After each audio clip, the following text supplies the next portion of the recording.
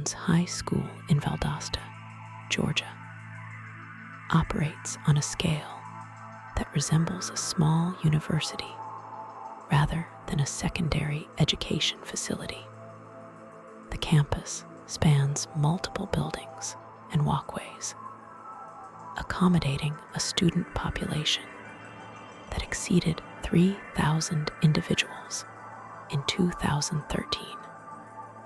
For investigators reviewing the case of Kendrick Johnson, the geography of the school is not merely background information, but a critical component of the evidence file. The physical layout dictates the blind spots in surveillance coverage and establishes the logistical parameters of the timeline leading up to the incident. On January 10th, 2013, the operational records of the school indicate a standard academic schedule. Kendrick Johnson, a 17-year-old student and athlete, was present for his morning classes. According to attendance logs and eyewitness accounts gathered during subsequent inquiries, his movements were routine until the early afternoon. Procedural reconstruction of the day relies heavily on the network of security cameras installed throughout the campus.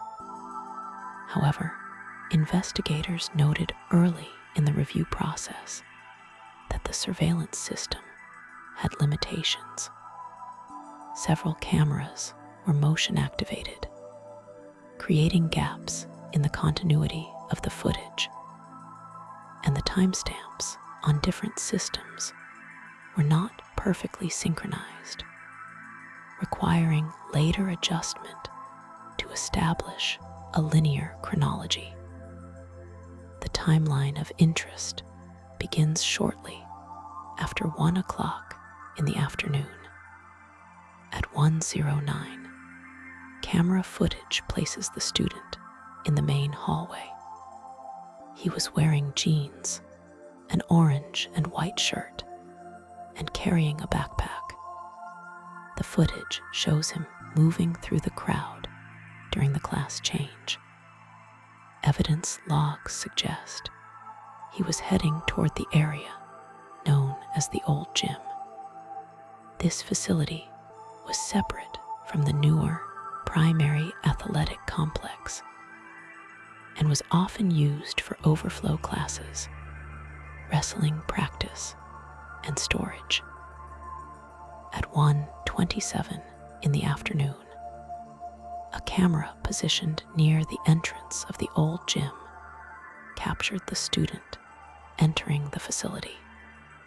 This is the final confirmed visual record of the individual alive. The resolution of the footage is low, typical of school security systems from that era. But positive identification was made based on his clothing and gait. He entered the gym alone. No other individuals are seen entering immediately before or after him in close proximity, a fact that would later become a focal point of the debate regarding the nature of the incident. The interior of the Old Gym was not covered by continuous interior surveillance in a manner that provided a clear view of the corner where the wrestling mats were stored. This area is the primary location of interest. The mats were large, rolled cylinders of foam and vinyl, standing vertically. Each mat stood approximately 6 feet tall and measured nearly 3 feet in diameter when rolled. Records state that there were over 20 of these mats clustered together in the corner of the gym, standing on their ends. The procedural context requires an understanding of a specific behavior common among students utilizing the gym, which was documented in witness statements. Students often used the center of the rolled-up mats to store personal items, specifically athletic shoes, to avoid paying for locker rentals. This practice, referred to locally as mat diving, involved tossing shoes into the hollow center of a standing mat and tipping the mat or climbing into it to retrieve them later. This behavior is critical to the official theory presented by the initial investigation, which posited that the student entered the mat voluntarily to retrieve a shoe and became trapped. As the school day concluded on January 10th, the absence of the student was not immediately cataloged by school administration, as attendance for the final periods was often less strictly monitored during chaotic dismissal times. The timeline shifts to the domestic sphere at this point. The family of the student expected his return by late afternoon. When he failed to arrive, the initial assumption was that he might be at a sporting event or with friends. However, as evening approached, the concern escalated to procedural action. According to phone records, the mother of the student attempted to contact him multiple times without success. By late evening, around midnight, the family contacted local law enforcement to file a missing person report. Communications logs from the dispatch center indicate that the report was taken, but standard operating procedures for missing teenagers often involve a waiting period or a classification that assumes the individual may have stayed out voluntarily. No grid search or immediate mobilization of resources occurred during the overnight hours of January 10th into the morning of January 11th. The timeline resumes at Lowndes High School on the morning of January 11th, 2013. Classes resumed at 8 o'clock in the morning. The old gym was scheduled for use by a physical education survey class. At approximately 10:30 in the morning, students entered the facility. The teacher, Philip Knowles, was present. According to the incident report filed later that day, a student approached the corner where the mats were stored to prepare for activity. The discovery was visual. A student observed socks protruding from the top opening of one of the vertical mats. The student initially assumed it was a prank or that someone was hiding.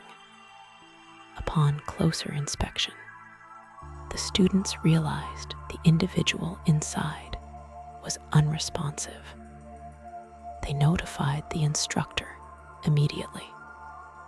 The instructor attempted to peer into the mat and, realizing the severity of the situation, initiated the emergency protocol. At 10:35 in the morning, the first call to emergency services was placed. The school was placed on a partial lockdown to secure the location. Law enforcement officers from the Lowndes County Sheriff's Office arrived on the scene shortly thereafter. procedural handling of the location from this moment forward became a subject of intense scrutiny in the years that followed. First responders arrived to find the mat still in its vertical position. The logs indicate that the mat was surrounded by other mats. In an effort to access the individual, the mats surrounding the central one were moved. The specific mat containing the student was then tipped over to a horizontal position. This action, while necessary to assess the status of the individual, altered the state of the location before forensic teams could document the precise spatial relationships of the evidence. When the mat was lowered and the individual was extracted, it was confirmed that the student had passed away. The individual was found, positioned head down within the rolled-up mat. The space within the center of the mat was approximately 14 inches in diameter. The position of the individual was inverted, with arms at the sides. A critical piece of evidence noted at the location was the footwear. The student was wearing socks, but no shoes on his feet. A single shoe, described as an orange and black Adidas sneaker, was found at the bottom of the mat, beneath the head of the individual. The counterpart to this shoe was located on the floor of the gym nearby. This spatial arrangement of the footwear formed the basis of the accident theory that the student had reached into the mat to retrieve the shoe found at the bottom, slipped, and became unable to right himself or exit the confined space. Another pair of shoes, identified as the pair Johnson had been wearing on the surveillance footage, was found near the top of the mat, closer to the feet.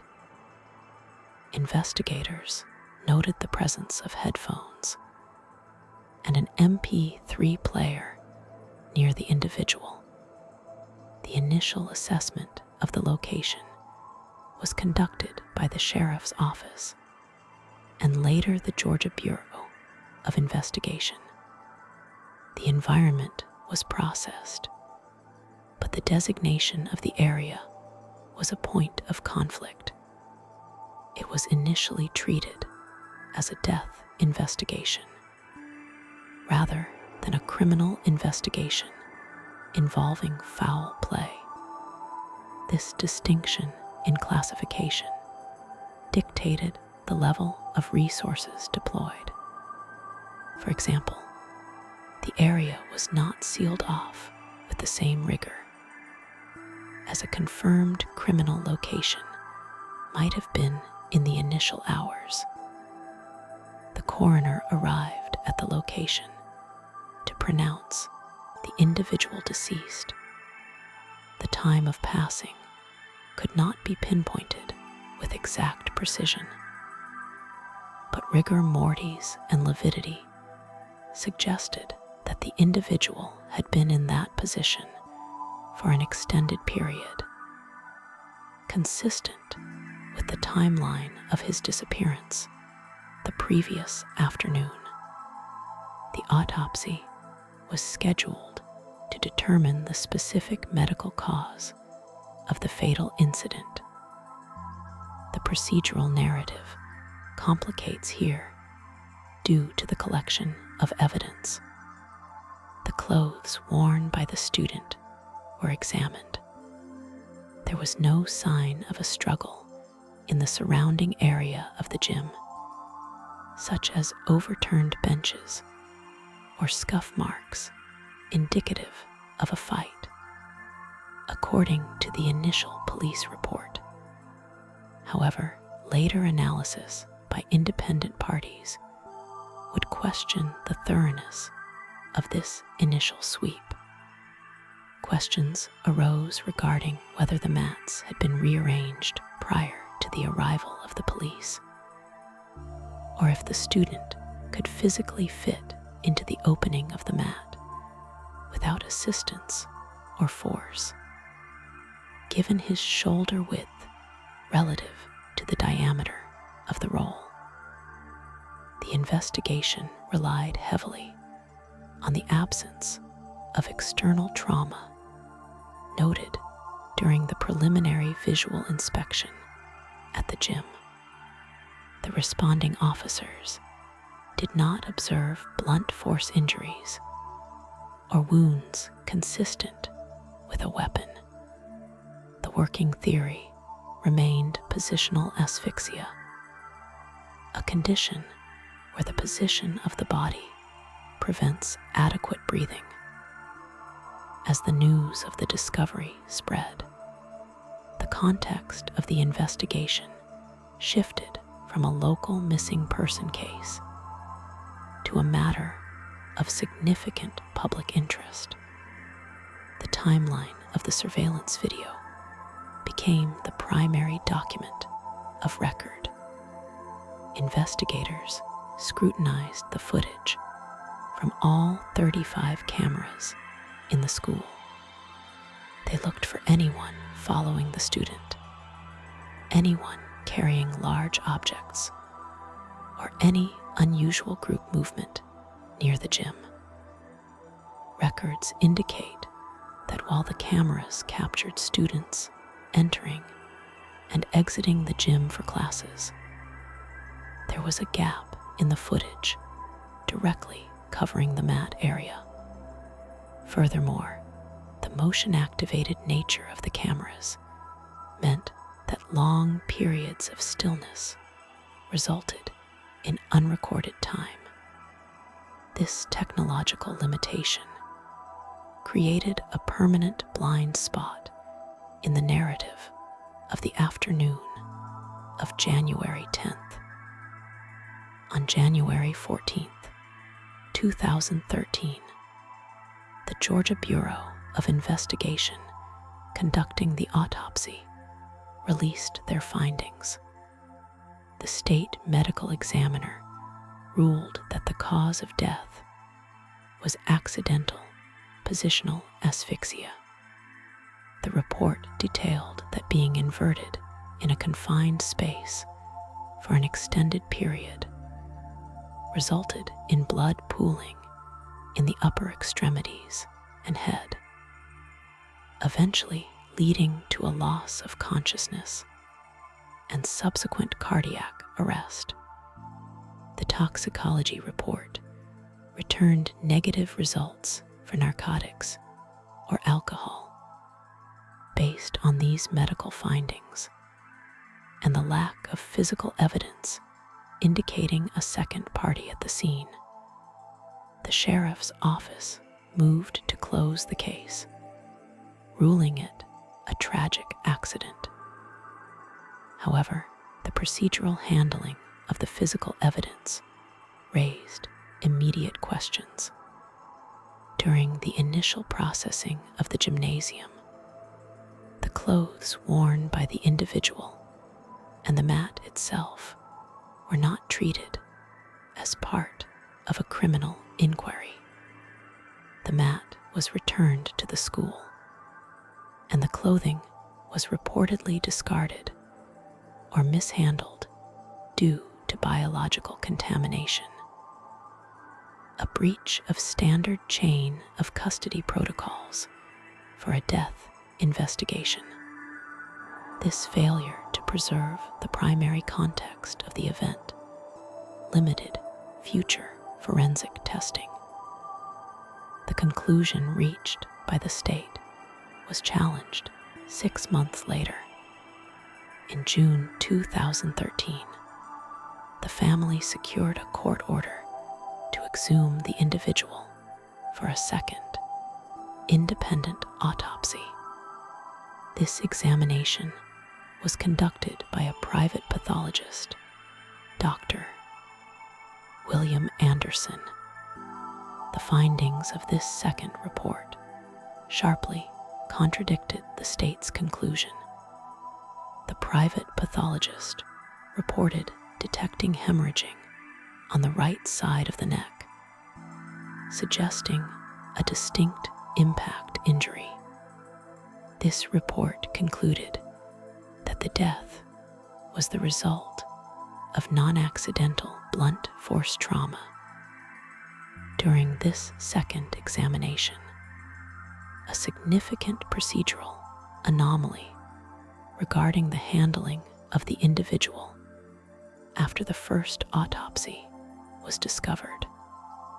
The private pathologist noted that the internal organs, including the brain, heart, and lungs, were missing from the body cavity. Instead, the cavity had been filled with recycled newspaper. Records from the funeral home indicated that the organs had been discarded following the first autopsy by the Georgia Bureau of Investigation because they were too decomposed to be preserved. This practice, while legally permissible under certain specific regulations regarding biological waste, created a massive evidentiary gap. It rendered a third evaluation of the internal organs impossible, permanently severing the ability to medically verify the cause of death through organ analysis. The investigation turned toward the digital evidence recovered from the high school. The doctrine of evidence in this case relies heavily on the surveillance system, which consisted of multiple cameras monitoring the gymnasium and the hallways. Investigators secured the hard drives containing the footage from the day of the incident. Upon review, analysts noted that while cameras captured the student entering the gym, the specific area where the mats were stored was out of the direct frame of the primary camera. Furthermore, technical discrepancies in the footage became a central point of contention. An analysis of the surveillance system revealed that the time codes on the video files did not sync perfectly with actual time. More critically, reports indicated that there were gaps in the footage. When the Federal Bureau of Investigation later analyzed the hard drives, they determined that the surveillance system functioned on a motion activation basis. However, legal representatives for the family argued that the footage appeared to have been altered. They pointed to pixelation and blurring in specific frames. The forensic report from the federal authorities concluded that the blurs were likely the result of the camera's compression algorithm rather than intentional editing. Yet, the discontinuity in the timeline left periods of the afternoon unaccounted for. In October 2013, the United States Attorney for the Middle District of Georgia announced a formal review of the case. This shifted the jurisdiction from a local procedural matter to a federal civil rights investigation. The Department of Justice sought to determine if the death involved a violation of federal statutes. This phase of the investigation involved the issuance of subpoenas to potential witnesses and the seizure of communication devices. phone records of students who were in the vicinity of the gym were analyzed to reconstruct a digital timeline of movement within the school. The federal investigation continued for nearly 3 years. During this period, agents conducted interviews with over 100 individuals. They reviewed the conflicting medical reports, the school surveillance logs, and the text message history of several students. In 2015, search warrants were executed at the residences of 2 fellow students whose names had appeared in speculative reports regarding the incident. The agents seized computers and cell phones to search for any digital admission or evidence of coordination. The analysis of these devices, according to the Department of Justice statements, yielded no evidence linking the students to the location of the mats at the time of the incident.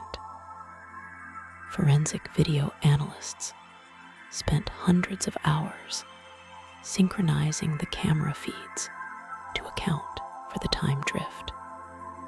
They tracked the movement of every student visible in the vicinity of the old gym. The Department of Justice report noted that while there were rumors and allegations directed at specific students, the video evidence placed those individuals in different areas of the campus at the critical times. Electronic records, including cell phone tower data, corroborated the locations of these persons of interest, placing them away from the old gymnasium during the window when the individual entered the facility. Regarding the mat itself, further analysis was conducted on the dimensions. The opening of the mat was 14 inches. The shoulder width of the individual was measured at 19 inches. Proponents of the non-accidental theory argued that it was physically impossible for the individual to fall into the mat without assistance. Conversely, the sheriff's office reenactment reports suggested that by raising one arm, the shoulder width could be reduced sufficiently to slide into the opening, a maneuver consistent with reaching for an object. The friction between the 2 autopsy reports remained the central point of the procedural deadlock. The Department of Justice commissioned a 3rd medical review by the Office of the Armed Forces Medical Examiner. This 3rd expert review analyzed the photographs and notes from both prior autopsies.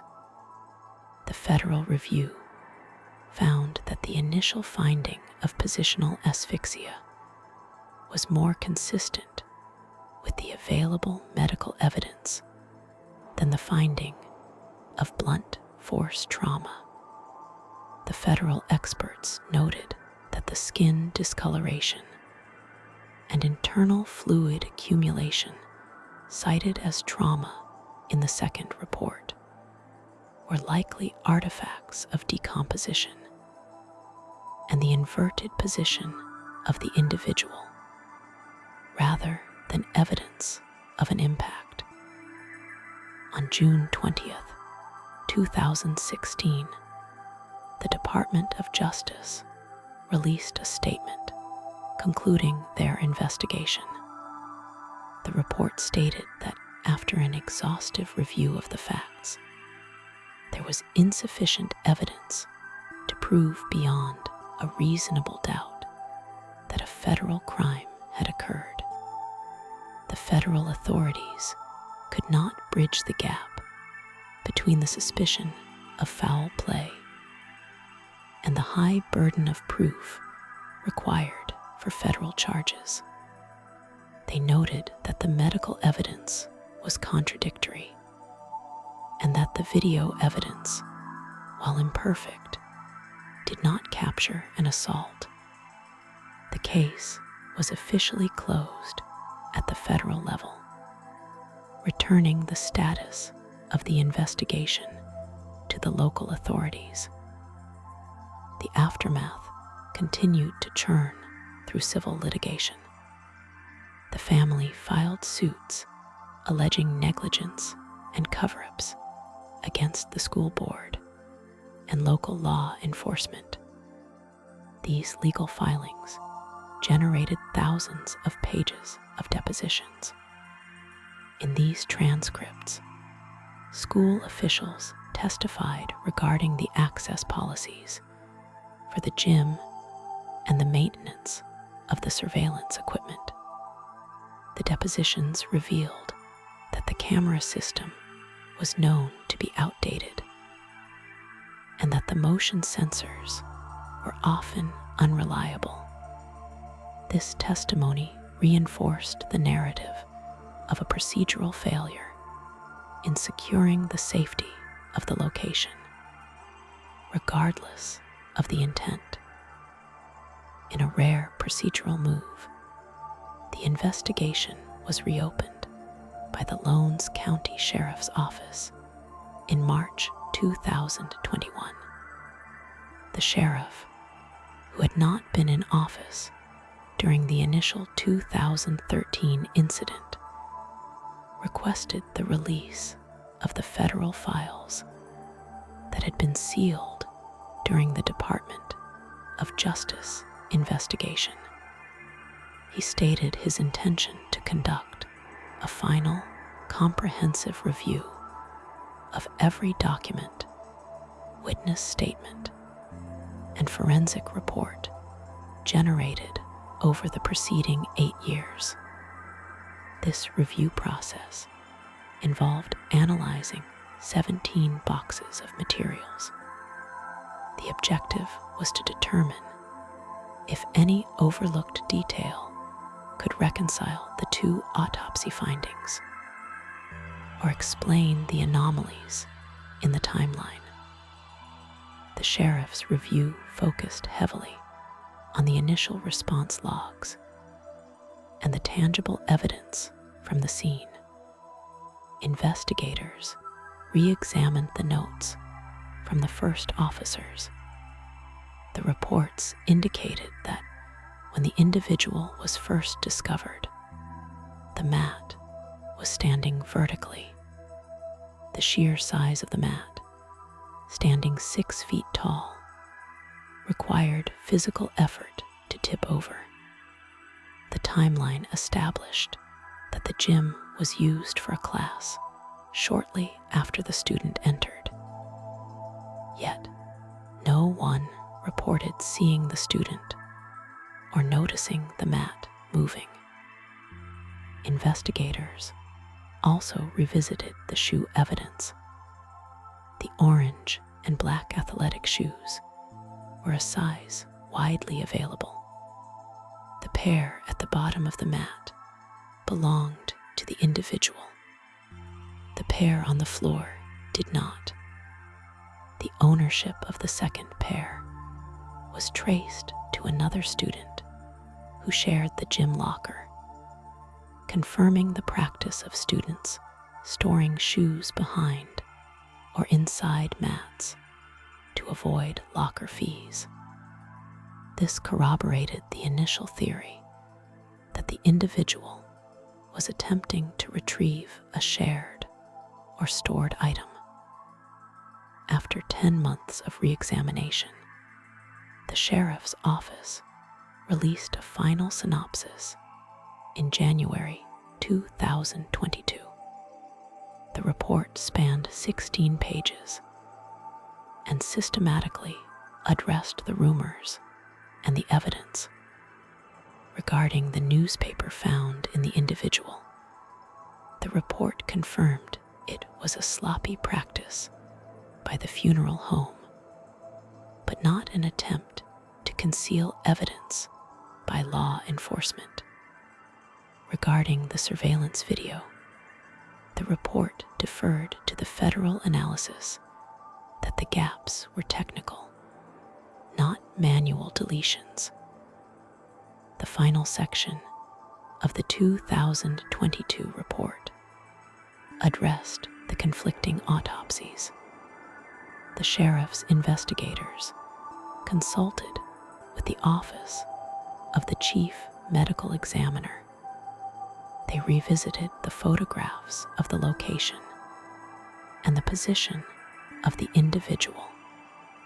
The report highlighted that the swelling and discoloration perceived as blunt force trauma in the second autopsy were consistent with post-mortem changes caused by the individual being in an inverted position for over 24 hours. The blood accumulation in the neck and head area, known as livor mortis, can mimic bruising. Based on this forensic reassessment, the sheriff concluded that the evidence sustained the original finding. The official classification remained as an accidental death. The case file notes that while the investigation was exhaustive, spanning local, state, and federal jurisdictions, no tangible evidence existed to place another person in the gym with the student at the time of the fatal incident. The timeline, though fragmented by the video system's limitations, did not support the presence of an attacker. The shoes found near the individual, the headphones, and the positioning of the body were all deemed consistent with the theory of the student reaching for the sneaker and becoming trapped. Despite the final administrative closing of the case, the procedural history of the Kendrick Johnson investigation remains a study in conflicting expert testimony and the limitations of forensic science. The records reflect a sequence of events where a lack of immediate, high-fidelity documentation at the scene led to years of retrospective analysis. The missing organs, the gaps in surveillance, and the divergent medical opinions created a permanent ambiguity in the file. To date, the death certificate stands as originally issued, yet the documentation surrounding the case serves as a testament to the complexities that arise when procedural standards are tested by atypical circumstances. The legal and investigative channels have been exhausted, leaving the documents as the final, silent witnesses to the event.